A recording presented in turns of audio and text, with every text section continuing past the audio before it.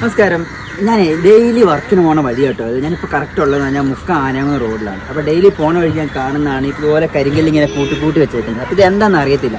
അപ്പോൾ ഇന്ന് അതിനെപ്പറ്റി ഞാൻ ചോദിക്കാൻ വേണ്ടി വന്നതാണ്. അപ്പോൾ ഇതാട്ടോ ഞാൻ പറഞ്ഞ കരിങ്കല്ലുകൾ പാക്ക് ചെയ്ത് ഇങ്ങനെ വെച്ചേക്കുന്നത്. ഞാൻ ഡെയിലി വർക്കിന് പോണ വഴിയാണിത്. അപ്പോൾ ഞാൻ ഫസ്റ്റ് വന്ന സമയത്ത് 2-3 ലോഡ് നോർമൽ അൺലോഡ് വെച്ചിട്ടുണ്ടായിരുന്നു. അപ്പോൾ നമ്മളൊരു കാര്യമാക്കില്ല. പക്ഷേ ഓരോ ദിവസം ചെല്ലും തോറും ഇതിങ്ങനെ പാക്ക് ചെയ്ത് ഇങ്ങനെ അടിക്കില്ല വൃത്തിക്ക് നല്ലൊരു ഷേപ്പിൽ ഇങ്ങനെ അടുക്കി വെക്കുന്നതുണ്ട്.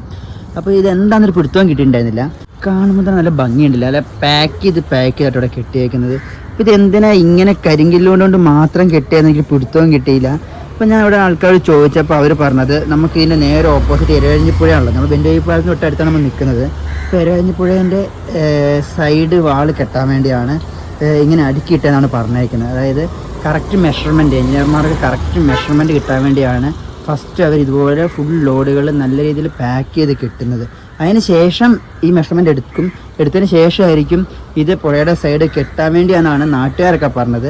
ഇതിനേക്കാളും കൂടുതൽ വിവരങ്ങൾ ഇതല്ല വേറെ രീതിയിൽ എന്താ യൂസ് ചെയ്യാൻ വേണ്ടിയാണ് അടുക്കി വെച്ചേക്കുന്നുള്ളത്. നിങ്ങൾക്ക് ആർക്കെങ്കിലും അറിയാമെങ്കിൽ ഞങ്ങൾ ആരെങ്കിലും ഒന്ന് കമൻറ്റും കൂടി ചെയ്യും കേട്ടോ.